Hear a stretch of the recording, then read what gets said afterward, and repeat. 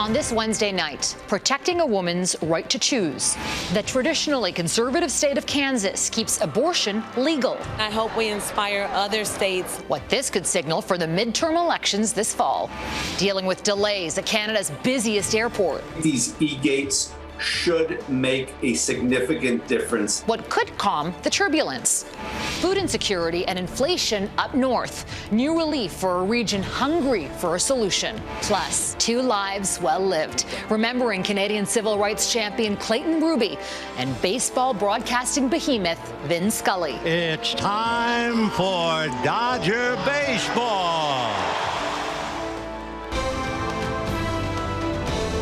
Global National with Donna Friesen. Reporting tonight, Farah Nasser. Good evening. Thank you for joining us. At a time when abortion access is under assault in the United States, residents in one of the most conservative states have voted overwhelmingly to uphold a woman's right to choose. In the first referendum on the issue since the end of Roe versus Wade, voters came out in droves and sent a strong message that they will not give up their rights. Jackson Proskow reports on how that has upended America's political landscape less than 100 days before the crucial midterm elections. The message was undeniable, as voters in Kansas overwhelmingly rejected plans to eliminate the state's constitutional protections for abortion. I'm super proud to be from Kansas tonight, and I feel like my state just showed up and boldly told me that they are going to take care of me and my female friends. Even in the most rural, deeply conservative areas, anti-abortion support was far lower than expected. The first test of voters in the post-Roe era showed moves by the Supreme Court and Republican lawmakers are deeply unpopular. The vote actually really mirrored where Americans are on abortion nationwide. A majority of Americans think there should be some aspects of abortion that should be legal. It all suggests that abortion access could be the defining issue in November's midterm elections. Democrats feared losing control of Congress. Suddenly, they see a path to keeping, even expanding their majority by painting anti-abortion Republicans and the Supreme Court as too extreme. The court practically dared women in this country to go to the ballot box and restore the right to choose. At the White House, President Joe Biden signed an executive order extending legal protection to women who have to travel for abortion services. Restoring abortion access everywhere requires an act of Congress. Democrats need to elect at least 2 more senators to make that happen. Back in Kansas, signs the once unthinkable may now be possible after voters in one of the most conservative states drew a line in the sand. And if you can see that the no votes win here, then that would mean that you could have that in any part of the country, no matter how red it is. Already there are signs Republicans have started to worry about the tide turning against them. Several Republican governors who initially praised the overturn of Roe v. Wade are now starting to back away from plans for outright abortion bans in their own states. Farah? Jackson Proskow in Washington. Thank you, Jackson. Here at home, the third and final official Conservative leaders debate tonight looked different. 2 of the 5 candidates, including the apparent frontrunner, chose to sit this one out. The big question is, will the event have any impact on the outcome of the race? Abigail Bimman reports. People can't get a passport in this country because, again, the Liberals just can't get the job done. A calm and friendly debate with most barbs aimed at the current government rather than candidates sparring. Who would have thought we'd be a country that you can visit for a week and leave your luggage here for 2 weeks? Jean Charest also targeted the man who wasn't there more than once. For a candidate in a leadership race not to participate in the debate is like a fish who says he doesn't want to swim in the ocean. Poilievre and Leslyn Lewis backed out, risking a $50,000 fine. I think the vast majority of members just aren't going to really make time on what hopefully across the country is a lovely summer evening. Poilievre's camp blamed the debate timing, being in the middle of the get out the vote period, and slammed the last debate as an embarrassment. I think it should happen. And yes, please, I'm delighted. Lewis blamed a lack of details. She wanted questions on topics such as the World Economic Forum and abortion. Wow. Experts believe most party members have already decided who to vote for, and that the debate could be more helpful to pick a second or third choice. None of them is in this to try to get your down ballot support at this point. They're all looking to try to prevent a Poilievre victory on the first ballot. Topics included climate change. I love trees. I love Canadian forest. let's try to capture most of our emissions naturally. Transportation and leadership. We need to end supply management. While Roman Baber focused on COVID regulations. That we still force 15% of Canadians to detain themselves under threat of jail every time they enter and exit Canada. A new leader will be chosen September 10th, and a record-breaking 679,000 members will be able to cast a ballot. That's more than double the membership as when the last leader, Aaron O'Toole, was elected back in 2020. Abigail Bimman, Global News, Ottawa. Ottawa police say one person's in custody after a vehicle was rammed into the front gates of Parliament Hill early this morning. The area outside the legislature was cordoned off today, but no major damage was immediately visible. Police say it happened about 3:30 this morning. A nearby officer took the driver into custody. Charges are pending, and there's no word yet on a motive behind the incident. And in a separate incident, not far away, at the Prime Minister's official residence, cleanup is underway after a tour bus crashed into the security fence. The bus was on a daily test drive when it ran into the fence at 24 Sussex Drive. No passengers were on board and no one was injured. The residence has been vacant since 2015, undergoing extensive renovations. It has been a summer travel season full of staffing shortages, lost luggage, and flight delays and cancellations. Toronto's Pearson International, though, may have found a way to alleviate some of the airport chaos as it unveiled a new modernized eGate system. It's a welcome announcement for some, but as Jean Charest reports, many travelers say it's too little, too late. At Canada's busiest airport, the summer of 2022 is one travelers will long remember, but may wish to forget. It was a hectic time. It was a hectic time. Toronto Pearson was recently ranked worst in the world for flight delays among the top 100 airports globally. Add in luggage that doesn't arrive for days and long lineups, leaving Canada and coming home. Certainly was a challenging start to the summer for travelers, and we certainly wish that wasn't the case and have worked very hard with our partners to make that better. Now the airport promises more efficiency. It's just installed eGates like these at Terminal 1 for arriving international passengers. More machines is more self-service processing. A dozen have gone in, allowing passengers to show travel documents, get photographed, and move more quickly. They'll still need to speak to a border agent, if only briefly. We're seeing processes of about 40 seconds on an eGate, particularly with someone who's done an advanced declaration. I think these eGates should make a significant difference in delays at the airports and only speed things up. What took so long, travelers say? They need to be more proactive and they should have done their homework. Past couple of months, it's been horrible. Something needs to change, definitely. The gates will be added to Terminal 3 in the next year and other Canadian airports at some point. As for having enough border agents, something that had been an issue earlier, the CBSA says it's got enough staff now. We're staffing based on the arrivals that we're expecting. We are hopefully past the nightmare days of the 3 to 5 hour waits to get off planes and through the terminal. The eGates may provide some relief, and the airport claims that lineups for outbound security have also diminished. But authorities warn people should still arrive early and be patient. Jean Charest, Global News, Toronto.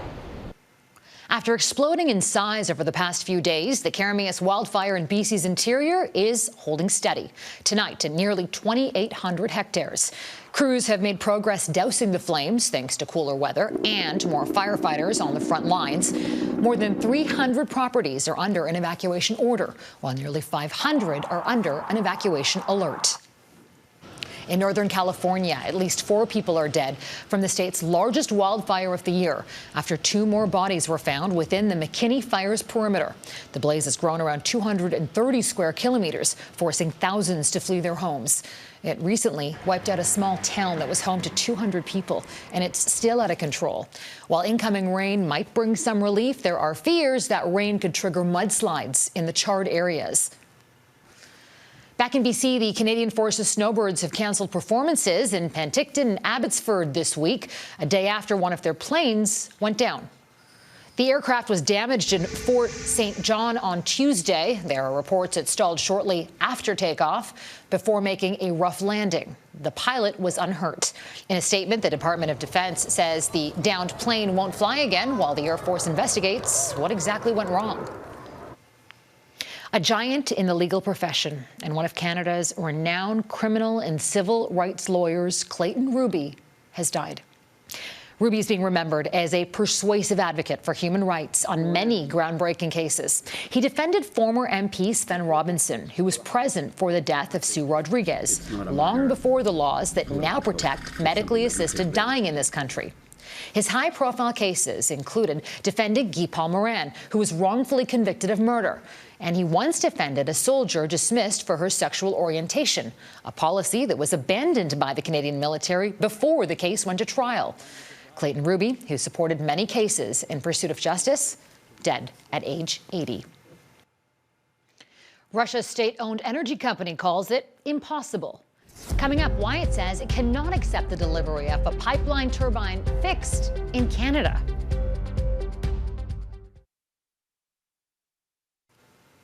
Russian energy giant Gazprom now says it's impossible to accept delivery of the natural gas pipeline turbine that had been repaired in Canada. Now, this comes after the Canadian government exempted it from international sanctions, a move that was opposed by Ukraine and many Canadians. As Redmond Shannon reports, critics of Ottawa's decision say it was always clear that Russia was using energy as a weapon to manipulate the West. German Chancellor Olaf Scholz inspecting the huge machine that's stuck in a diplomatic limbo. It is one of the turbines used to pump natural gas from Russia to Germany. After it was sent from Russia to Canada for maintenance, Ottawa controversially issued an exemption to sanctions to allow it to return via Germany. Ukrainian President Volodymyr Zelensky said Canada's move would be seen by Moscow as a sign of weakness. Nichts ihrem Weitertransport nach Russland entgegen. Scholz says despite the technical and contractual holdups being cited by Russia, there is nothing stopping it from onward delivery. Amid war in Ukraine, Russia has limited the pipeline to 20% of capacity, partly blaming the absent turbine. President Zelensky said this was precisely what was going to happen. We said this was precisely what was going to happen. To some extent, both the German and the Canadian government acknowledged that this was going to happen, and they did it anyway. The Ukrainian World Congress even took legal action to try and stop it. In Montreal, Germany and Canada's foreign ministers said their joint strategy proves Vladimir Putin's intentions ahead of winter. We called his bluff. It is now clear that Putin is weaponizing energy flows to Europe. The world sees through his game. We have shown as alliance that there's no chance, not a single inch, that Putin is successful in splitting us. Just minutes after the ministers spoke, Russia's energy giant Gazprom issued a statement saying the delivery of the turbine is impossible, blaming sanctions. On Thursday in Ottawa, the Standing Committee on Foreign Affairs will discuss the exemption, which currently could be applied to 5 more turbines. Expect to hear testimony calling for it to be rescinded. Redmond Shannon, Global News, London. China is stepping up military drills as U.S. House Speaker Nancy Pelosi wrapped up her controversial visit to Taiwan. Chinese jets, warships and missile crews all participating in the drills, a saber-rattling response to Pelosi's visit. Some of those exercises taking place within the 12 nautical mile zone surrounding the island Taiwan claims as its territory. During her visit, Pelosi met with Taiwan's president and members of parliament and reaffirmed the U.S.'s commitment to the status quo. Our delegation came here to send an unequivocal message. America stands with Taiwan. The United States recognizes the government of the People's Republic of China as the sole legal government of China. While U.S. and other Western lawmakers regularly visit Taiwan, Pelosi is the first House Speaker to visit the island since Newt Gingrich in 1997. From hunters to researchers, ahead the widespread efforts to fight food insecurity in Iqaluit.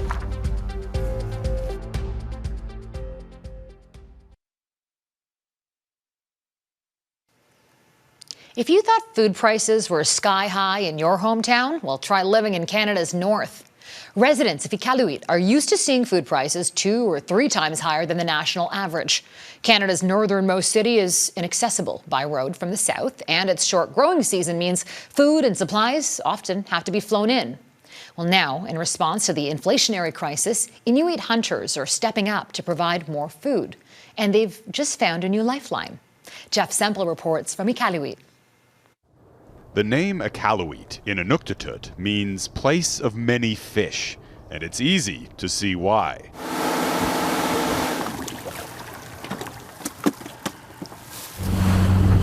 Kamoriet Mitsimo grew up on these waters, fishing for Arctic char, as well as clams, beluga whales, and seals. And whatever they can't eat themselves, they share with friends. Some of them don't have any hunters in the family. Some of them are elders. We share a lot. I'm not the only one. The other hunters do that. But that long-standing Inuit tradition of sharing the catch has fast become a lifeline for this remote northern city. Record-high inflation has sent food prices soaring across the country, and nowhere more so than Canada's northernmost communities. Iqaluit was already home to some of the most expensive food in the country, and those prices are climbing even higher. This bag of potatoes costs about $15. It's almost $22 for a kilogram of ground beef, and a 4-liter jug of milk will cost you more than $8. That's $2 more than the national average. When I was a kid, 10 cents for a pop. Today, you could $5.25 for a pop now. Hunters like Emilio Arnaco and his curious son Jonah are now donating their excess meat to this local food center, distributed daily to those in need. Compared to last year, demand for food donations has doubled.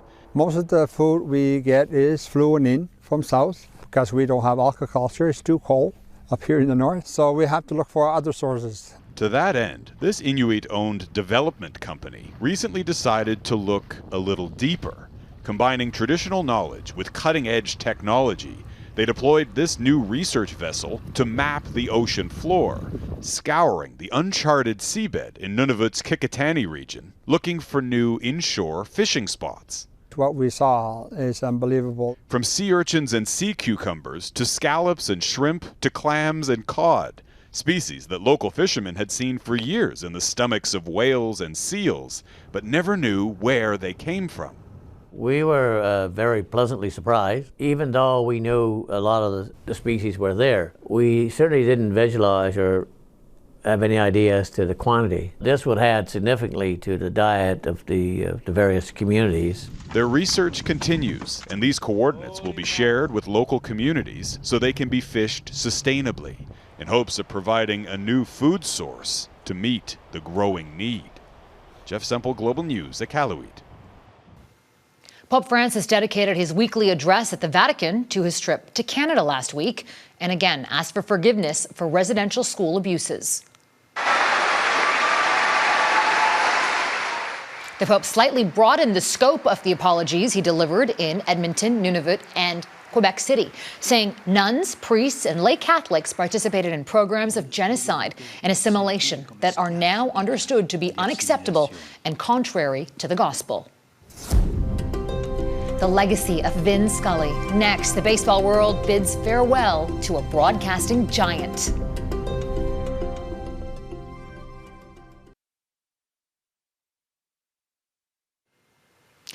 It's rare to find someone widely considered the best at their craft. In the baseball world, sports commentator Vin Scully was that person.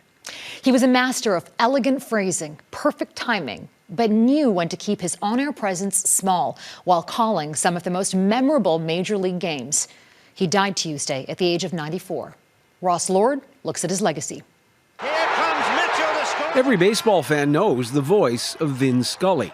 Behind the bag, it gets through Buckner. But the qualities that made Scully universally admired go beyond the game of baseball, qualities we wish for ourselves and our children. The elegance, the style, the accuracy, the literacy, the fairness that he brought to broadcasting. Scully was born in the Bronx, the son of Irish immigrants. His ambitions as a baseball player were never realized. He began broadcasting in 1950, developing a style that was measured and never rushed, much like the game itself. Unlike many colleagues, he resisted being a partisan cheerleader, not even for the Los Angeles Dodgers, a team he called thousands of games for over almost 7 decades of broadcasting. If it was the Red Sox, Yankees, he didn't focus on the Yankees. You know, he gave both teams involved an equal amount of time. And I appreciated that because I expected it was going to be the other way around. 1 ball and no strikes. Scully also had a keen sense of baseball's place in society, like in 1974 when Henry Aaron broke Babe Ruth's all-time home run record. What a marvelous moment for the country and the world.